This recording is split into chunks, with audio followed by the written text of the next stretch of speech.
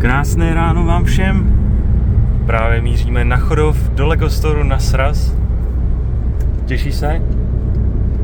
To je v pořádku. Vilda nemluví, protože jsem mu to zakázal. A my se těšíme na vás a jsme tam za pár minutek. Tak my už jsme tady, už jsme na Chodově, máme tady plný kufr věcí pro vás. Něco málo jsme se vzali, no. Není toho moc. No. Tak co, jak se těšíš? Hele, a víš, že se těším, fakt se jako těším. Už je to dobrý, protože jak už to dělám po několikátý, tak už nejsem nervózní ani moc. A jsem zvědavý, jestli tam vůbec někdo bude. Ale podle toho, co dávali na Discordu, mimochodem přijďte se k nám na Discord, je to tam super, tak tam asi bude hodně lidí a už tam čekají asi, jo. Já se vždycky nervózní, až když vidím tu hromadu lidí. To já se právě v té chvíli uklidním většinou, jo. Protože to pro mě znamená, že jsme to udělali dobře, tu akci, víš? Jo, tak takhle já to úplně nevidím, ale v pořádku. To vidím? Tak se na to jdem podívat. Jo. Přátelé, kamarádi, legomaniaci, vítejte na 3. ročníku SRAZZZZU. Takže jsme nakonec nepřidávali víc, protože přece jenom už tam máme 4, už by ten plakát byl takhle velký. Tak zase vidíte, že už to nevyšlo. Jsem moc rád, že jste dorazili. Doufám, že se tady dneska spolu užijeme, že to bude zábava jako vždycky. A pár organizačních věcí. Číslo 1. Máme tady 2 velký a trojkový plakáty. Ty nám prosím vás neberte, protože jeden je tady toho pána a druhý je můj. A byli bychom moc rádi, kdybyste nám ho každý z vás podepsal, než máme památku na dnešní sraz. Já si ho tam zarámuju, dám si ho hezky na dveře, jako ty ostatní. A vždycky je to super, když tam ty podpisy vám. Takže proto je tady asi 153 různých fixí, abyste si mohli vybrat barvu, jakou chcete, tloušťku, jakou chcete. A všechny ostatní plakátky, co tady jsou, kromě tady toho, si můžete rozebrat, nechat, to je pro vás, to budeme rádi. Další věc. V Lego Store máme vymezený čas od 11 do 14, to ještě samozřejmě víte, protože to na tom plakátu a během té doby bychom měli být schopni společně postavit ten set, který potom následně, jak už loni to bylo, bude do soutěže a nikdo z vás může vyhrát. Soutěž samozřejmě bude asi dřív než ta Rádesova včerejší. Ale my můžeme postavit tady až 4 lidi na jednou. To znamená, potom poprosím tady zlaté lidi z Lego Store, kteří tady budou mít na starosti, protože my jsme schopní, jo. A společně s nimi, abychom to dneska mohli postavit, hned se ty velikánský, takže je potřeba, abyste nám s tím všichni pomohli.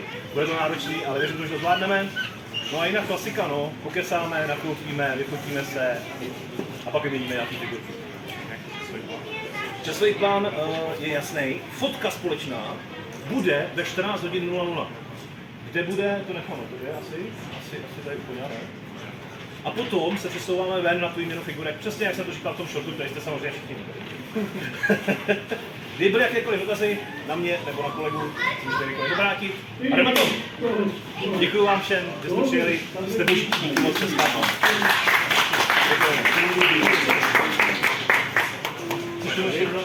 Ty máš rád tu černou, tak jsem nepředpokládal.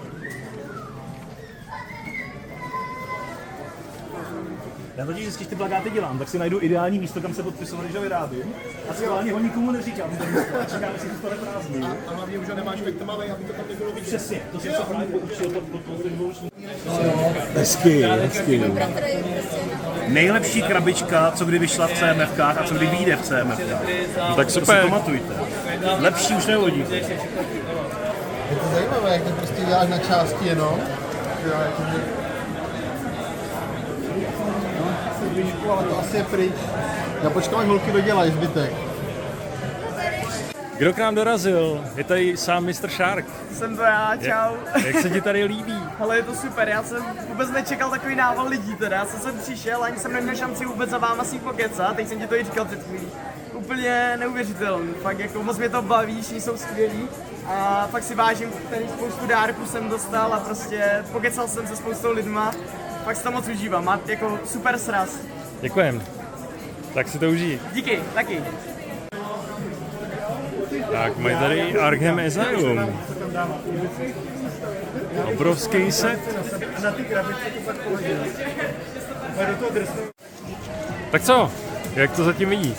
Jsem spocený jak svině, Já myslím, že jsi ale spokojený. absolutně nadšený, takže to taky samozřejmě. A aktuálně se jdu podívat na stěnu, takže pojďte se mnou. Na stěně nám bylo jedno jediný sklíčko, to je super. Doufal jsem, že jich aspoň 5 vezmu a není tady. Tak nevím, jestli jedno sklíčko jako se mě úplně chce brát. Jo, on je totiž podrápaný, protože to tady zbylo. No. To je jasný. Ale jsou tady bílý zdi, že se vždycky hodí.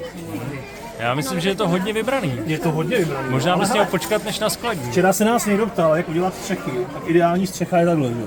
No, Je to těžký samozřejmě to postavit, není to úplně jednoduchý, ale dá se. Takže asi zatím nic a počkáme, jestli něco skladní. Ale jsou tady kapradiny, jsou taky super. No tady máš ještě střechu. No tak už tady nemáš střechu. Děkuju. Tady máš ještě střechu. Aspoň víš, jak moc jsem nervózní, jo? až ti z toho padají střechy. Až mi z toho padají střechy. Tohle třeba už stojí dílet, ten ani neznám. Tak jo, tak jdeme dál. Já jsem právě teď dostal mrkev, protože blbě vidím, tak je tady taková představa, že když sním mrkev, takže to bude dobrý na oči. A teď jsem tady dokonce jednu mrkev podepsal, což je asi poprvé v životě, co jsem psal na zeleninu, ale dobře. Jinak tady máme podepsaný plakáty od vás všech tuhle chvíli, což je naprosto skvělý a těším se, za chvíličku bude společný focení. A tady je vládce mrkví. Díky. Hele, tady máš magnízko. Čembas.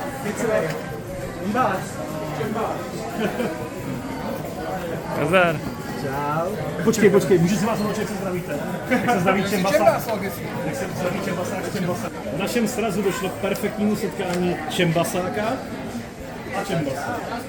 Já vás kluci zdravím a doufám, že uslyšíme pořádného Čembase. Čembás! A ty máš jí mendísek správně.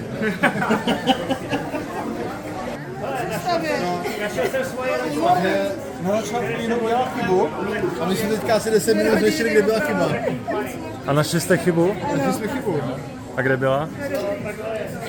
No, na začátku. Díly na tom základu, byl tady navíc a měl být dole, no. Aha, teda je to docela veliký, co? Hlavní organizátorku dnešní akce, která se nám také symbolicky na závěr podepíše. Jsem úplně nervózní. Hej, já nemám mobil. Pardon?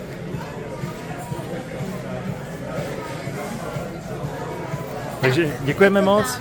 Děkujeme moc za organizaci a za pomoc se vším. A budeme se těšit snad na další ročník. My taky děkujeme, jsme se moc užili.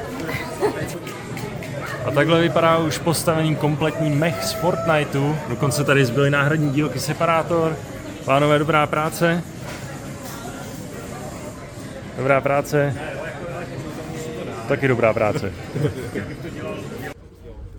Tak máme tady výměnu figurek. Je to každý rok lepší a lepší a každý něco přines, takže tady měníme vzájemně figurky legový. Je to sranda.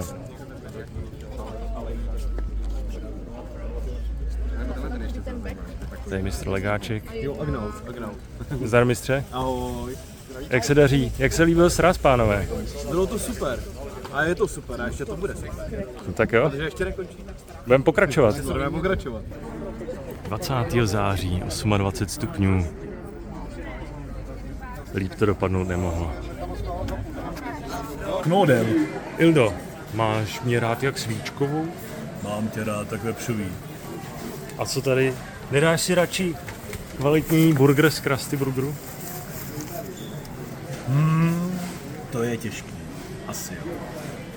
Tak jo, tak zahoď tady svíčkovou a dej si Krusty Burger. No, moc toho nemá, no. Chudák, ono se mu to ani nevejde do auta.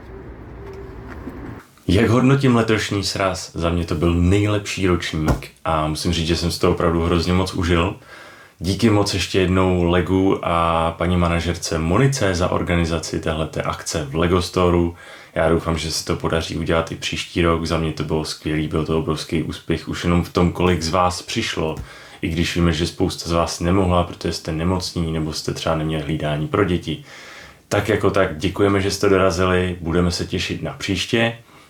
A my jsme tam včera byli zhruba do 11 ještě večer, takže jsme tomu věnovali prakticky celý den, ale stálo to za to. Já jsem nestíhal popravdě moc točit a jak jste viděli, ani to intro jsme nenatočili pořádně. A Ildovi to vypadlo, já jsem to ani jako neměl jak natočit. A takže děkuju Andymu za záběry z toho úvodu. Třetí ročník srazu je v tuhle chvíli za námi. My vám všem moc děkujeme, že jste se nám podepsali na plakáty. A pojďme se ještě podívat na nějaký dárečky.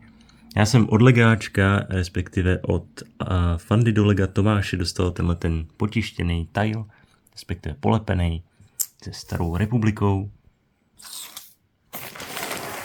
Jako první mi do ruky Peťa vrazil hned mezi dveřma v Lego Storeu tenhle ten obrovský pytel se stavebníma kostkama v bílé barvě, který použijeme na letiště. Díky moc, Peťané.